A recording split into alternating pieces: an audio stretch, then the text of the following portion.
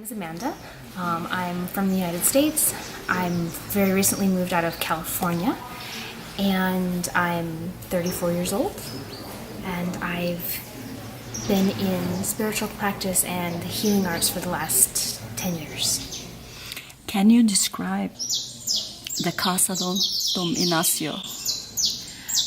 The way I've described it to many of my friends at home is it's a meditation center or a meditation retreat, which is a really nice way to talk about it. There's a huge amount of meditation that takes place here, especially in the current sessions, which are a group meditation that are holding space for the healing of all who are here. And it is a place where people come to receive healing of their emotions, of mental disturbance, of spiritual faith, which then can facilitate healing within their bodies.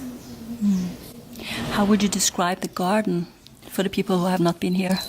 The gardens are beautiful. Silence is encouraged. There are benches with shade, benches with sun, and a beautiful overlook of a gorgeous valley. Very quiet, very peaceful.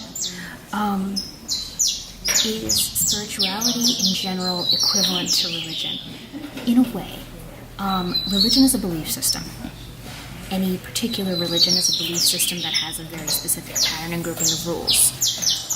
Spirituality in general tends to be much more personalized than it is prescriptive.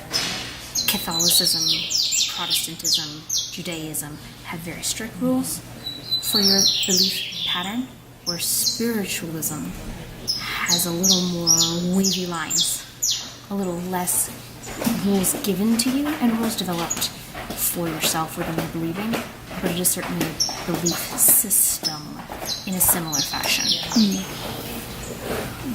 For me, being spiritual has to do with plugging into energies of the earth, plugging into energies of the universe or the divine or source, however you want to call that.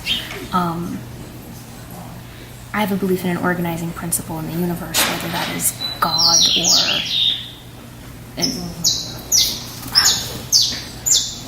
the languaging is tricky around it. So many of the words are so charged. Words belong to a particular group. If you use the word God, you're now referencing a religious belief. If you use the word source, you're now using a new agey term.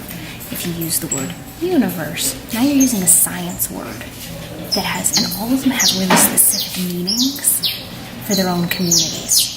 So no matter which word you choose, it has a connotation that you may or may not desire.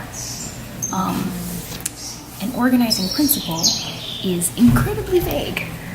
So almost to the point of not having meaning at all. So that's what makes languaging tricky for me. But I believe that there is an organizing principle. There is something that if you call it answers you. That doesn't have to be a male-based God person. It's less personified and more energy field-ish. How do you consider faith? I think faith is your level of acceptance of whatever your belief system is. How much do you believe it is how much faith you have. I believe that the sun will rise. I have full faith that the sun will rise. It always has, and I believe that it always shall. When you're discussing faith in abstract concepts, it has to do with how deeply you believe the things you believe. How much confidence you put in them. And how can one work with it? I think it's an exploration and an experience level. I have 30 years of experience that the sun comes up tomorrow. It has been deeply ingrained into who I am.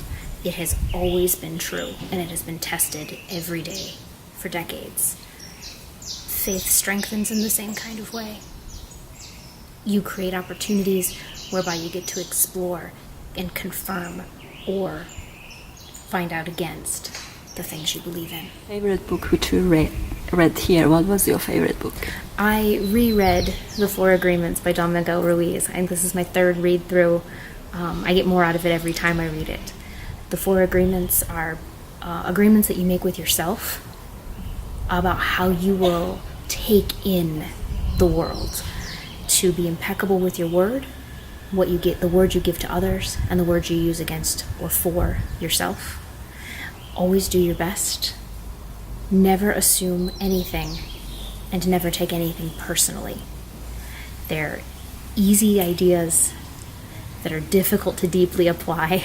And again, practices, things that you get better at the longer you work with them.